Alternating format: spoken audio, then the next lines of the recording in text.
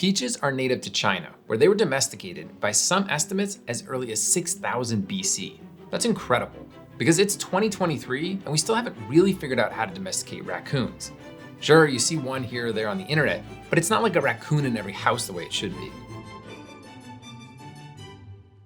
Anyway, it's long enough ago for the Chinese to have learned a vast amount of information about peaches and to catalog many hundreds of cultivars.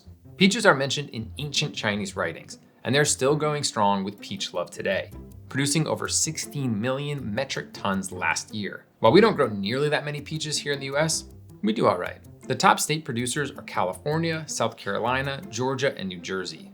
My favorite way to eat a peach is out of hand standing over the kitchen sink. If I bought that peach at a roadside stand in South Carolina along with a bag of boiled peanuts, I'm a very happy Dan. Because you see, the peach is my favorite fruit. I love the aroma and flavor of the peach, both delicate and distinct. I love checking the peaches on my counter daily during the summer and choosing the perfect one to eat right then and there. And the texture, man, the texture. I don't think we have a good word for it in English, but we should. That combination of gentle structure that quietly crunches and releases juices is just unbeatable. There are a few different ways to categorize peaches, and one is based on their pit. We have clingstone and freestone. In clingstone peaches, the flesh holds tightly to the peach pit, where in freestone peaches, it gives up the pit easily. Freestone peaches are ideal when you're doing anything other than eating out of hand, because they are much easier to prep. Another way to categorize them is by whether they are melting flesh or non-melting flesh. I swear I'm not making this up. Melting flesh peaches. Sounds like an actual horror movie. But what it basically means is that melting fleshers soften more dramatically during ripening. That generally means they need to be picked earlier in their ripening process in order to survive shipping. You can also look at them based on flesh color. White flesh cultivars are most popular in China, whereas in the US, we tend to grow more yellow flesh varieties. Red flesh varieties also exist, but are more of a niche market, at least locally.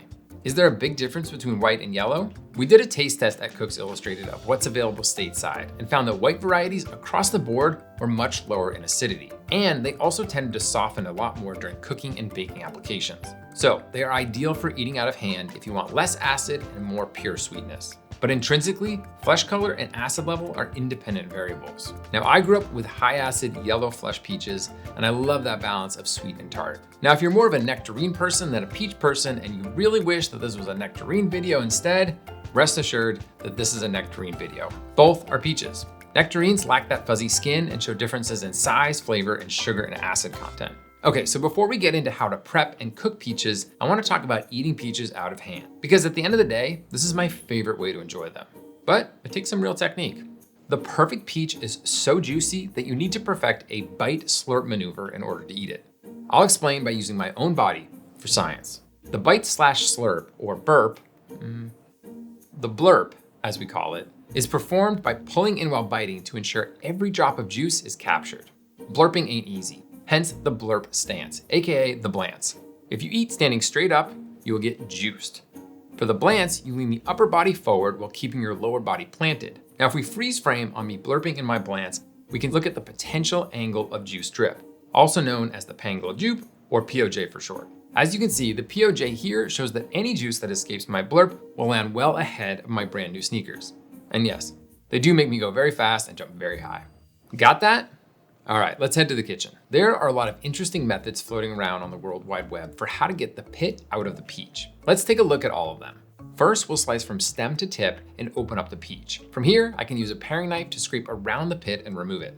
Not too bad, and that's how I've done it for most of my life. It's also the best bet when working with clingstones. But now let's slice the peach along the equator. We'll take the top off and we see this nice piece of the pit sticking out of the fruit. Now I can just use my fingers to wiggle it back and forth and pop it out. I find this easier than the previous method. It's my go-to for freestones. But you've probably also seen people using pliers to rip the pit out. And we tested it, and it does work. Just make sure you use clean pliers like this, insert, grab, and pull. Again, you'll ideally have freestones for this. Sometimes recipes will tell you to peel peaches. An easy way to do that if you have a lot of peaches is a quick dunk in boiling water and then into an ice bath. If you make a little X on the tip of the peach before you do, you'll have a nice little handle to pull off the flesh. But sometimes I like to peel the peach even if I'm eating it out of hand. And the reason is there's no obscuring the beautiful flesh with the texture of the skin. And with some peaches, you can peel the skin off just like you would a sticker on a new TV. Finally, if you're working with firmer peaches for a specific recipe, you can actually peel them with a vegetable peeler. Okay, we are prepped, let's cook. Peaches can go sweet or savory. And during high season, I think you just have to do both. One miracle of nature is that peach season and tomato season line right up, and they pair so well together, particularly in this grilled peach, tomato, and burrata salad. For this recipe, I am using beautiful high-acid yellow flesh peaches. They will hold up better during grilling, and that acidity adds brightness to the salad. They are halved and pitted. Then they get brushed with a little bit of melted butter, and we grill them on the hot side of the grill until we get gorgeous grill marks like these. And then we transfer them to a roasting pan on the cooler side of the grill to cook through and become sweet and tender. Once they are cool enough to handle, we can slip the skins right off with our hands. How cool is that? Then we cut the peaches into bite-sized pieces and add them to a simple vinaigrette along with ripe tomatoes that we salted for about 30 minutes to remove excess liquid. Now we just plate it up and top with burrata and chopped basil. Well, this is definitely a looker. The most satisfying part is breaking into the burrata and letting it mingle with the juicy peaches and tomatoes. Let's try a bite. This is a pure taste of summer. It's got tomatoes, grilled flavor, creamy cheese, fresh basil, and the real star of the whole show, sweet, sweet peaches. This has like 7 ingredients and tastes like an entire season. You have to make it. There's a link to it right below this video. Now I've got one more recipe for you, and it puts peaches front and center in an absurdly good dessert. This is Cooks Illustrated Deputy Food Editor Andrew Aguirre's recipe for peach tarte tatin. Now I hear the purists saying tarte tatin is usually made with apples and the vibe is all fall. Well, the peach sub changes its whole character, and you want to make it all summer long. We'll start by smearing butter over the bottom of a 10-inch oven-safe skillet, and then we're gonna add half a cup of sugar and shake it to distribute it in an even layer. We add a pinch of salt and arrange our peaches nicely on top. We pop the skillet over high heat and cook without stirring until the juices and sugar start to brown and smell great. This step draws out and concentrates peach juices and starts the process of myridization, where the protein in the butter and the sugar will react under heat to create rich flavor and aroma. We top with a circle of all butter pie dough, brush the dough lightly with water, and then sprinkle with 2 tablespoons of sugar. Then we bake until the crust is very well browned, which takes about 30 minutes. Wow, just look at this beauty. We'll transfer the skillet to a wire rack set in a rimmed baking sheet and let it cool for about 20 minutes. Now, if this were an apple tarte tatin, we would simply flip this over and serve. But with peaches, we still have a lot of liquid left in the skillet. Why? Check out this experiment. I microwaved a peach and an apple separately in measuring cups for the same amount of time. Look at the difference in liquid in each. Now, this would suggest that peaches contain a lot more liquid than apples, but that's actually not true. Peaches do contain a bit more water, about 88% versus 84% in apples. But that's not why the peaches shed so much more juice during cooking. It's because peaches have very little pectin, while apples have it in abundance. When apples are cooked, they release water, but the pectin in their cell walls absorbs most of it instead of allowing it to leak out. Because peaches have far less pectin, they release a ton of it right into the skillet. But fear not, we've got a way to capture and concentrate that super flavorful juice. We just drain it off and then reduce it down with a little bourbon. Wow, this smells wow.